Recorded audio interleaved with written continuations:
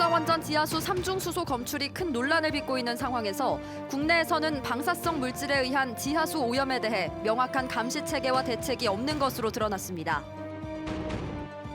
포항제철소와 광양제철소에서 공해 문제로 주민 반발이 잇따르는 상황에서 한정혜 신임 환경부 장관 후보자가 주민 피해 여부를 밝힐 조사 필요성을 언급해 관심을 모으고 있습니다. 문을 닫은 공장에 몰래 폐기물을 버리는 불법 행위가 기승을 부리고 있습니다.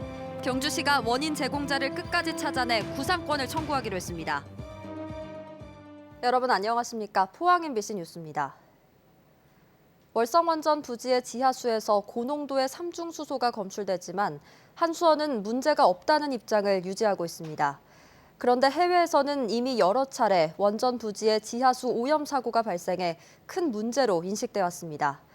유독 국내 원자력 산업계와 규제기관이 방사성 물질에 의한 지하수 오염에 대해 명확한 대책이 없는 것으로 드러났습니다. 장미쁨 기자가 보도합니다. 해외 원전의 삼중수소 유출 사례를 보여주는 한국수력 원자력의 보고서입니다. 지난 2010년 미국 브런즈윅 원전에서 비계획적 유출 사고로 지하수에서 무려 70만 베크렐의 삼중수소가 검출됐습니다.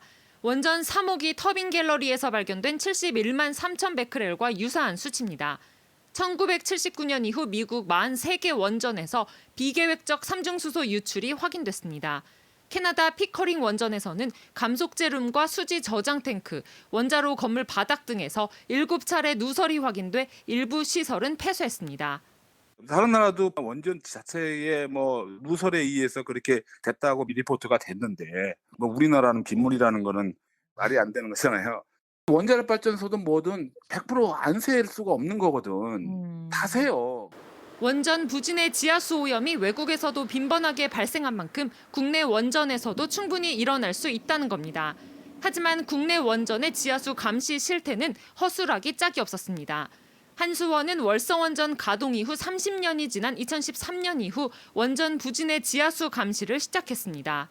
캐나다는 1997년부터, 미국은 2005년, 2003년 이때부터. 근데 우리는 뒤늦게 안 게 2014년부터인 거죠. 주민들이 살고 있는 원전 부지 바깥은 사정이 더 심각합니다. 한수원이 현재 월성원전 바깥에서 지하수의 방사능 농도를 감시하는 곳은 단 4곳에 불과합니다. 원전과의 거리도 최소 1.6km 이상 떨어져 있는 데다 이마저도 1년에 단 4차례만 검사가 실시됩니다. 지하 수맥을 따라 방사성 물질이 발전소 외부로 광범위하게 확산될 수 있는데도 형식적인 검사에 그치고 있다는 지적입니다. 인근 주민들 같은 경우는 바로 이제 원자로에서 한 914m 떨어진 곳에 바로 주민들이 살고 있거든요. 그런 지역에는 지하수 조사가 전혀 안 되는 것으로 알고 있어요. 감시 자체도 부실하지만 방사성 물질에 의한 지하수 오염과 관련해 명확한 규정이나 기준이 없다는 게 더 큰 문제입니다. 그동안 지하수는 원안위의 규제 대상에서 거의 배제돼 있었다 해도 과언이 아닙니다.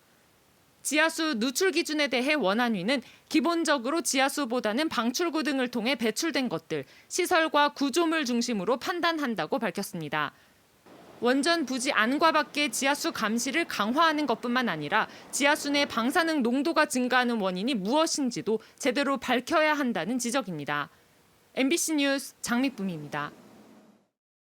포스코 포항과 광양제철소에서 환경 문제가 잇따라 제기되고 있습니다. 제철소에서 발생하는 대기오염 물질로 인해 인근 주민들은 수십 년째 피해를 입고 있는데요. 신임 환경부 장관 후보자 인사청문회에서도 이 문제가 거론됐습니다. 한정혜 후보자는 포항제철소 공해 문제를 조사할 필요가 있다고 밝혔습니다. 박성아 기자입니다. 형산강을 사이에 두고 포항제철소를 마주보고 있는 포항시 해도동과 송도동. 바닥을 쓸어 자석을 갖다 대자 검은 가루가 달라붙습니다. 빗물을 받아둔 물통 바닥에도 검은 이물질이 가득합니다. 며칠 전에 비가 와가 다 쓸려 내려갔는데도 이 정도예요. 지금 이거 보세요. 이거 우리가 다 먹고 살았다니까요.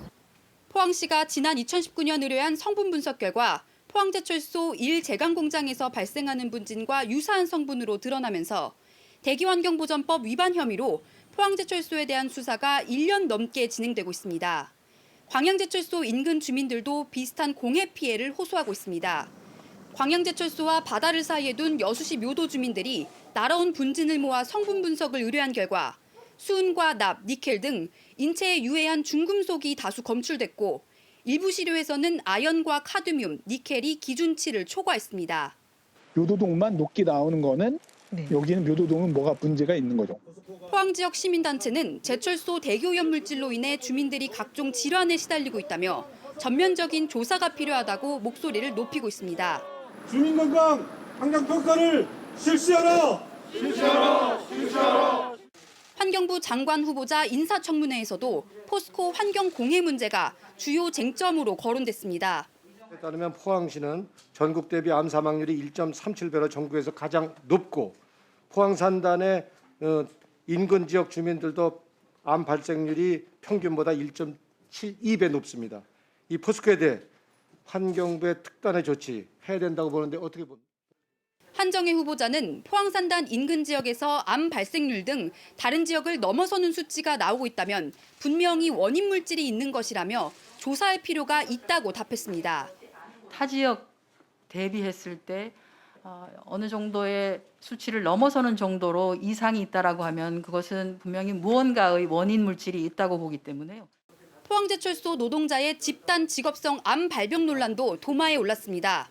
즉 특히 국민기업이라는 포스코가 유해 화학 물질에 직간접적으로 노출되었던 노동자 8명이 집단 암 발병 등으로 산재를 신청을 했고 포스코 직업병 문제를 환경부와 노동부가 합동으로 특별조사하는 방안에 대해 한 후보자는 긍정적으로 검토하겠다고 밝혔습니다. MBC 뉴스 박성아입니다.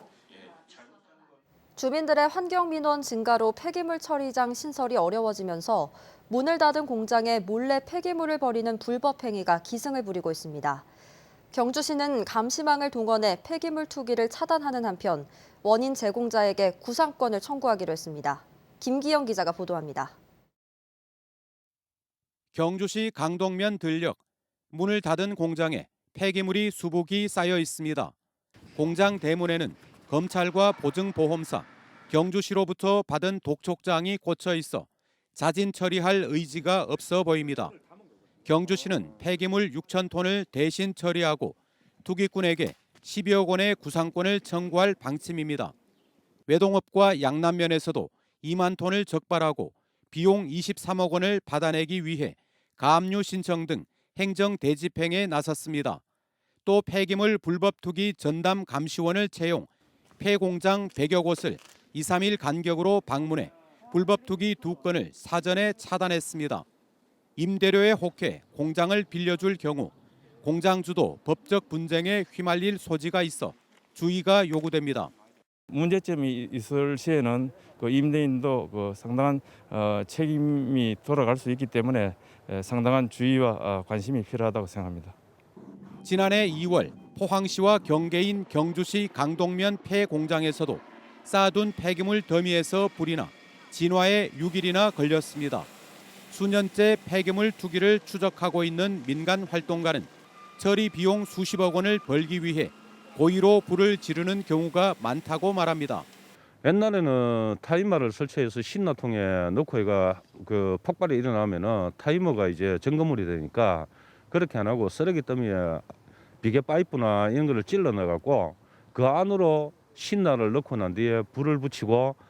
더 큰 구조적 문제는 경찰의 소극적 자세. 환경 단속을 경찰이 아닌 지자체 공무원이 맡다 보니 폐기물 투기꾼들이 단속 공무원에게 협박도 서슴지 않습니다. 우리가 폐기물 투기 현장을 발견을 하고 112 신고하면은 120번으로 시청으로 신고를 하라 그럽니다. 경찰은 권한이 없다고. 이미 폐기물 불법 처리는 전국적 조직망을 갖춘 브로커와 폭력배들이 장악한 만큼 구속 수사 등 처벌 강화와 함께 경찰이 수사하도록 법 개정이 시급합니다. MBC 뉴스 김기영입니다. 동국대 이사회가 2020년도 법인 감사를 하며 경주 캠퍼스 이전을 요구한 가운데 학교 측은 경주 캠퍼스 이전이 확정된 바 없다고 해명했습니다. 지난 19일 서울 동국대에서 열린 이사회에서 일부 승려 이사들은 학령 인구 감소에 따른 경주 캠퍼스의 이전을 요구했고 의과대학 및 부속병원의 경쟁력 제고를 위해 경주에서 진행되는 수업을 수도권으로 확대 전환하는 방안을 요구했습니다. 이에 대해 동국대 경주 캠퍼스는 학제 개편과 지자체 재정 지원 사업 수주 등을 통해 자체 경쟁력을 높여나가라는 취지로 감사 지적 사항으로 받아들였다며 캠퍼스 이전은 최후에 고려할 사안이라고 밝혔습니다. 포항시 시립예술단 노조는 오늘 기자회견을 열고 포항시립예술단의 비정상적 운영 실태를 폭로했습니다. 노조는 포항시가 예술단 내 특정 인물에게 운영 예산을 부당 지급하는 등 시립예술단 운영에 문제가 많고 평단원들의 자율적인 근무 관행을 문제 삼아 급기야 일부 단원은 해고 위기에 놓였다고 밝혔습니다. 노조는 포항시의 일방적이고 부실한 예술단 운영으로 단원들이 큰 고통을 받고 있다며 대책 마련을 촉구했습니다. 한편 포항시는 보도자료를 내고 복무 시간을 지키라는 요구는 단원들의 기량 향상을 위해서고 시립예술단 운영에도 문제가 없다고 밝혔습니다. 전국 대학노동조합은 오늘 설린대학교 앞에서 기자회견을 열고 설린대 측의 부당 노동행위 중단과 행정부총장에 대한 엄벌을 촉구했습니다. 노조는 지난 2년간 진행한 단체 교섭에서 대학 측의 불성실한 태도로 교섭이 결렬돼 왔고 지난해 대학 측이 노조 간부의 파면을 징계위원회에 요구하는 등 부당 노동 행위를 이어가고 있다고 주장했습니다.